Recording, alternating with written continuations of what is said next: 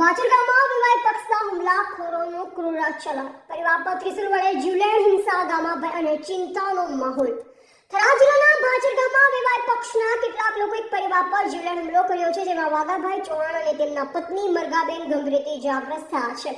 ગ્રામ લોકોએ જણાવ્યું છે કે હુમલાખોરે ત્રિશુલ જેવા ધારદાર હથિયાર લઈ ઘરમાં ઘૂસી નિર્દયતાપૂર્વક પ્રહાર કર્યો છે। સમગ્ર વિસ્તાર માટે ચિંતાનો વિષય છે। ઘટનાની વિગત પ્રમાણે વિવાદ પક્ષના આ હુમલાખોરો કુટુંબમાં પૂર્વમાં રહેલા વિવાદનો બદલો લેવા માટે આક્રમક બન્યા। મનહરભાઈ ખેતાભાઈ ચૌહાણે જણાવ્યું, અમારા ભાઈના દીકરા અને દીકરીના લગ્ન ભટાસણા સમાજના નિયમ અનુસાર થયા, છતાં લોકોએ ત્રિશુલ લઈ ઘરમાં ઘૂસી માર્યા। આ પ્રકારની ગુનાહિત હરકતો સમાજ માટે ખતરનાક છે। સ્થાનિકોનું કહેવું છે કે આ વ્યક્તિઓ અગાઉ પણ ગામમાં ઉગ્ર વર્તન કરતા આવ્યા છે। તેઓએ સ્થાનિક લોકોને પરિવારમાં ડરનો માહોલ ફેલાવ્યો છે।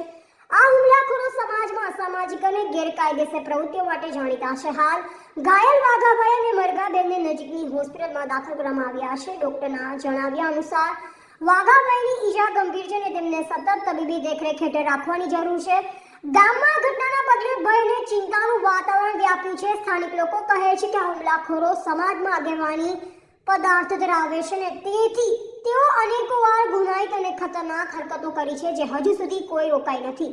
થરાદ પોલીસને ઘટના અંગે તુરંત જ જાણ કરવામાં આવીને તેઓએ તપાસ શરૂ કરી છે। પોલીસે શંકાસ્પદ લોકોની ઓળખ કરી ટીમો મોકલી છે, પરંતુ સ્થાનિક લોકોએ જણાવ્યું કે પોલીસ પહેલાની કાર્યવાહી ધીમું હોવાનું માને છે, જે કારણે આવનાર સમયમાં ફરી આવી ઘટનાઓ થવાની આશંકા છે।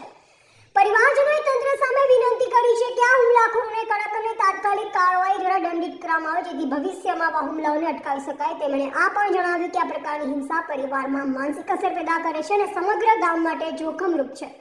સ્થાનિકોના અનુસાર આ પ્રકારના હુમલાખોરો સામાજિક રીતે પ્રભાવશાળી હોવાના કારણે અગાઉ પણ ખતરનાક વર્તન કરતા આવ્યા છે અને જો તંત્ર સમય પગલાં ન લે તો તે સમાજમાં હિંસાની પરિસ્થિતિના કારણ બની શકે છે। આ ઘટનાએ ગામમાં લોકોમાં અસંતોષ, રોષ અને ચિંતાનો માહોલ પેદા કર્યો છે। લોકોએ અપીલ કરી છે કે તંત્ર અને પોલીસ બંને વધુ સક્રિય અને કડક બની આવા હુમલાખોરોને કાયદેસર દંડિત કરે, જેથી ભવિષ્યમાં કોઈ પણ પરિવાર પર હુમલો ન થાય તેવી માંગ ઉઠી છે। મારું નામ છે મનહરભાઈ ખેતાભાઈ।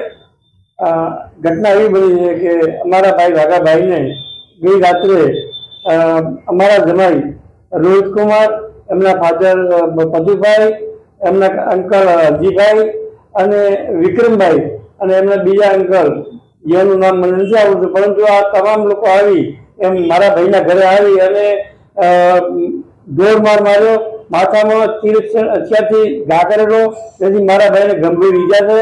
મારી નાખવાના બદલે એ લોકો અમારા ભાઈને ઘરે આવેલા અને બરોબરની માર મારી ત્યારે અબો થયો અને અમે નજીકમાંથી દોડીને ત્યાં ગયા ત્યારે આ લોકો મારા ભાઈને મારતા હતા, અમારા ભાઈને ઘસીને પણ મારતા હતા અને મારા ભાઈના ગજરાની અંદર પોકેટની અંદર 10,000 રૂપિયા હતા, એ પશુભાઈ અને હરજીભાઈએ લઈ લીધા અને રોહિતભાઈએ માથામાં તીક્ષ્ણ હથિયાર મારેલું, જેથી મારા ભાઈ બેભાન થઈ ગયો અને પછી અમે 108 ને ફોન કરી અને મારા ભાઈને દવાખાને લઈ ગયેલા।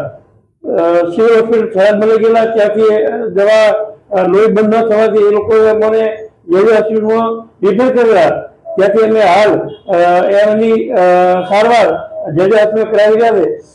માનનીય એસપી સાહેબને મારી રિક્વેસ્ટ છે કે આવા ખોખાર આતંકવાદી ધરાવતા, માનસિક ધરાવતા લોકોને તાત્કાલિક પકડવામાં નહીં આવે તો આ લોકો મારા ભાઈને જાનથી મારી નાખશે, જેથી તાત્કાલિક રોહિત કુમારને અને એમના પરિવારને જે મેં નામ આપ્યું એમને તાત્કાલિક પકડે, ધરપકડ કરીને સખ્તમાં સખ્ત સજા કરે અને જે મારા ભાઈને માથાના ઇન્જરી કરેલી છે અને ગિરદામાંથી પૈસા લીધેલા છે, જેથી એમના સામે કાયદેસરની સંવિધાનની રીતે એફઆઈઆર દાખલ કરી અને અમને યોગ્ય ન્યાય અપાવે એવી અમારી